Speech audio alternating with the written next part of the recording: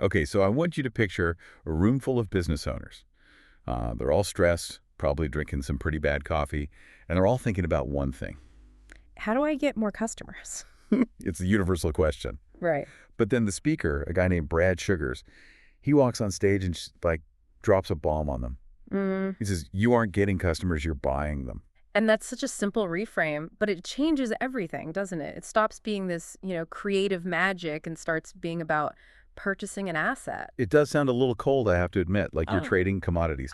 But today we are deep diving into this marketing machine seminar he gave. And his whole point is that if you treat marketing like an art project, you're basically just gambling. But if you treat it as math. That's when you stop gambling. You start investing. Right. Exactly. Yeah. So our mission today is to really shift your mindset from marketing is this big expense I have to pay to marketing is an investment strategy with a predictable return. Yeah, we're going to break down the actual math of it. We're going to talk about the math, this idea of hunting versus farming for customers, and what Sugars calls the #1 best strategy for growth, the host-beneficiary model. Which is a bit of a fancy term, but the idea behind it is so simple and so powerful. We will definitely get there, but first, we have to talk about what he calls the dumbest answer a business owner can give. Oh, I know this one. He asks the room, "How many new customers do you want?" And everybody just yells, as many as I can get.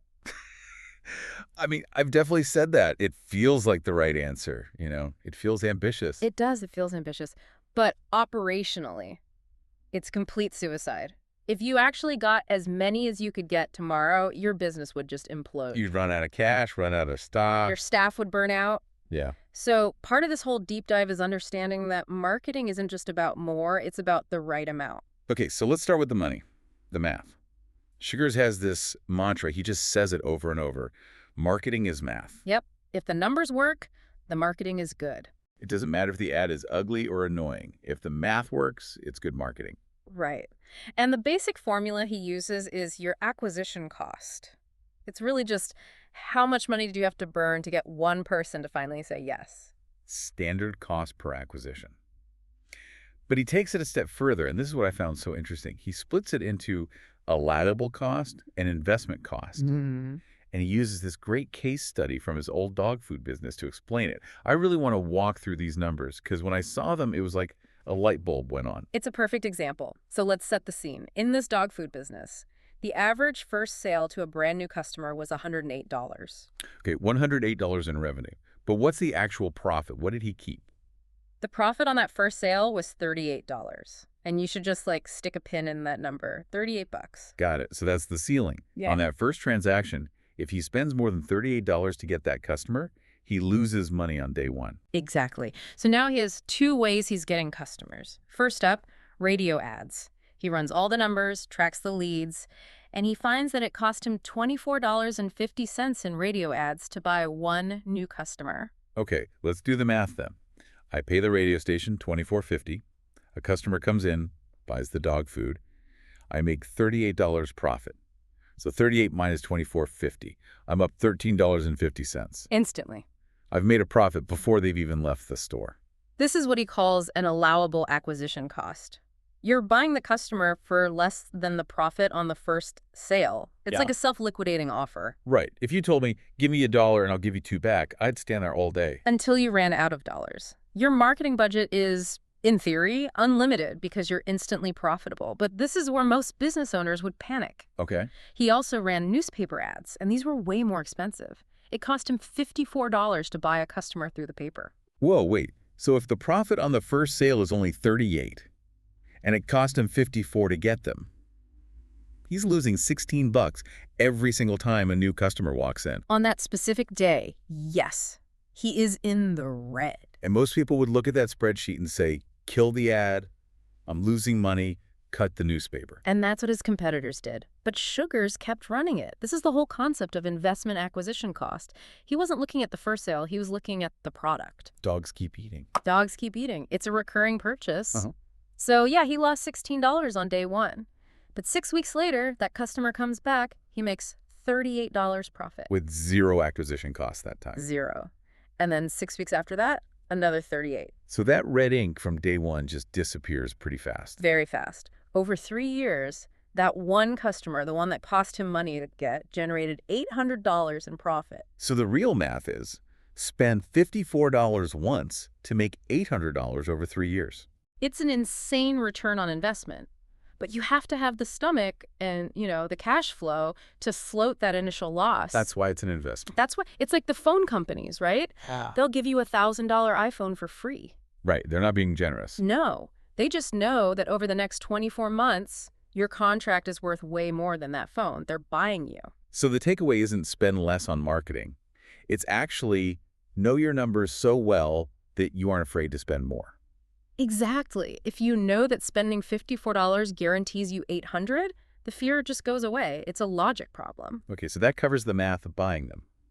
But you still have to go out and, actually find these people. And Sugars breaks this down into 2 big buckets, push and pull. Or as he calls it, hunting and farming. And this distinction, he says, really matters because most businesses are, and I'm quoting him here, lazy farmers. Lazy farmers, yeah. They just plant a few seeds and hope it rains. Huh.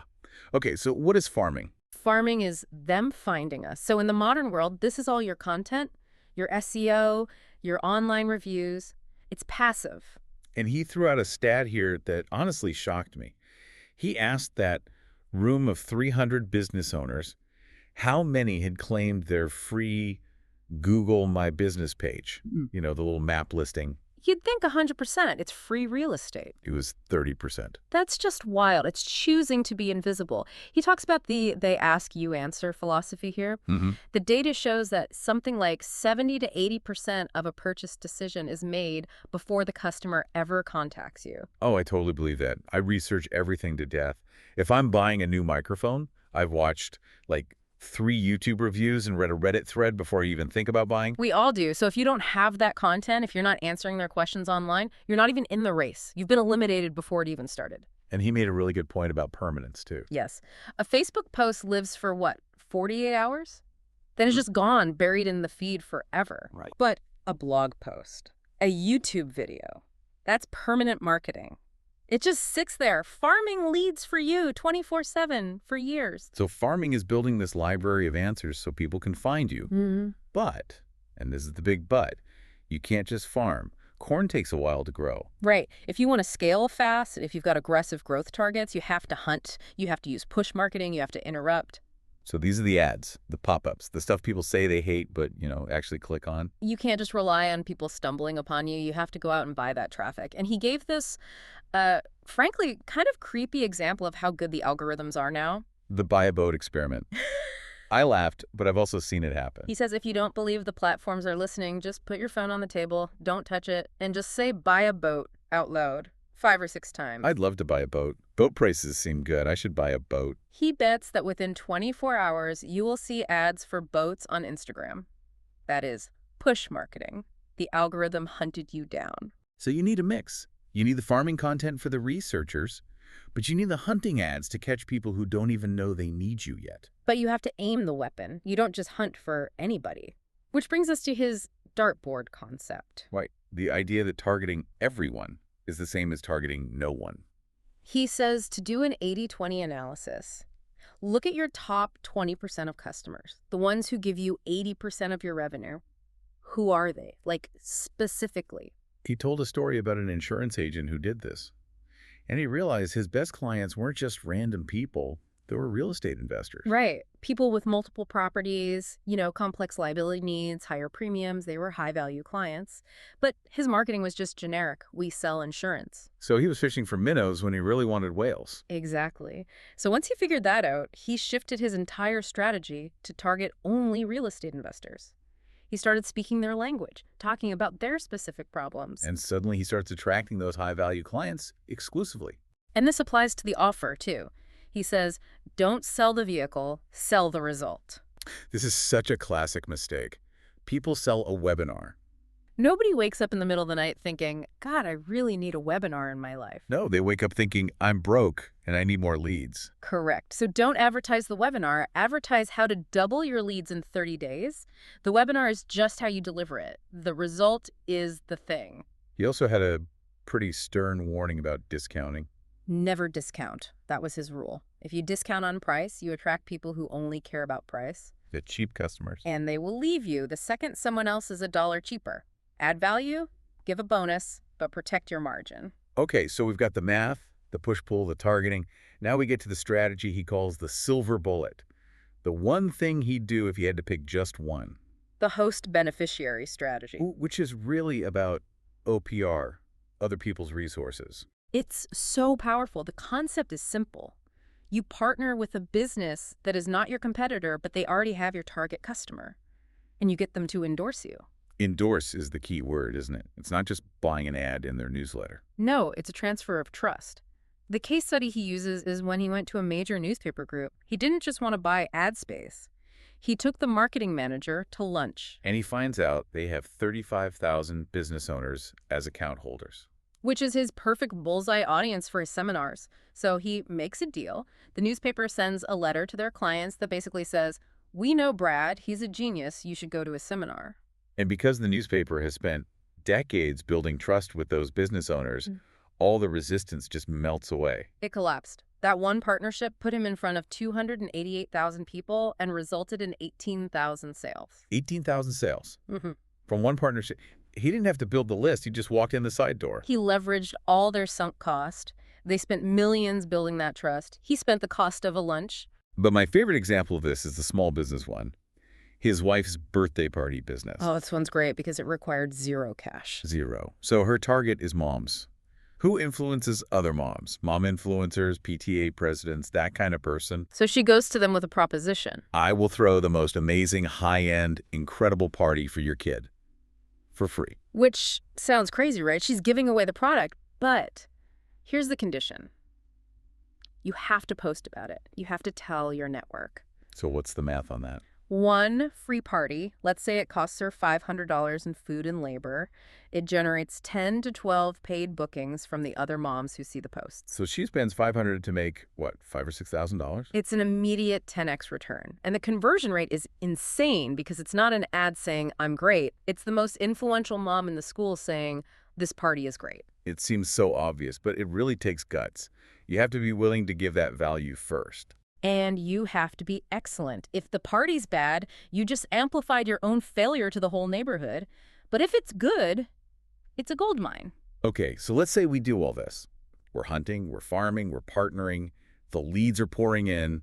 Now we hit that operational wall, the capacity question. And this brings us right back to that dumb answer. If I ask, how many customers do you want? And you say, as many as I can get, you are literally describing a disaster. Because if 10,000 people showed up at my door tomorrow, well, for a podcast, that'd be fine. But if I was selling cookies, I'd be out of business by Friday. You'd completely implode. Your staff would quit, you'd run out of stock, your quality would tank, and your reputation would be destroyed. Marketing isn't just more, it's the right amount. He uses the dog food vans as an example again here. They knew their capacity down to the unit. Right. One van could handle 60 new customers a week. That was it. If they sold 250, they failed. So they had to throttle the marketing to match the operation. It's a machine, not a magic trick. And part of keeping that machine running is redundancy. He quoted the Navy SEALs. 2 is 1 and 1 is none. I love this principle. If you have one backup and it breaks, you have 0. So if you only rely on one source of leads, let's say it's just Facebook ads, and tomorrow the algorithm changes. You're dead in the water. You have 0 leads. You need a fortress. You need Facebook ads, an AD referral program, and a host beneficiary partner, and a blog. So if one leg of the table breaks, the table still stands. It's about eliminating that single point of failure. That's it. Marketing is a system, an engine. If you treat it like a slot machine, just pull the handle and hope you're going to lose. If you build the engine, you win. So to wrap this all up, marketing is math, knowing your numbers. You have to balance the hunt and the farm. You need to target the bullseye. And the silver bullet is finding partners who already own your audience. That is the marketing machine in a nutshell. So for you, listening right now, what is the immediate takeaway? What do you do when you turn this off? I think the biggest shift is mental. Stop viewing marketing as a cost. If you are scared to spend money on getting a customer, it is only because you don't know your numbers. You don't know your acquisition cost versus your lifetime value. Do the math. Do the math. Once you know that $54 buys you $800, the fear just evaporates. It becomes a vending machine. Put $1 in, get $10 out. I want to leave everyone with one last thought to chew on. We talked about them finding us versus us finding them. Right. Renting versus owning. I want you to think about this. If you stopped all of your active advertising today, turned off the ads, stopped the promos, everything, would your business survive on them finding you alone? That's a scary question for a lot of business owners. If the answer is no, if you dry up in a week, then you are just renting your customers. You don't actually own the market yet. And tenants can be evicted. Owners stay. Exactly. Go check your Google My Business page, people. Thanks for diving in with us. See you next time.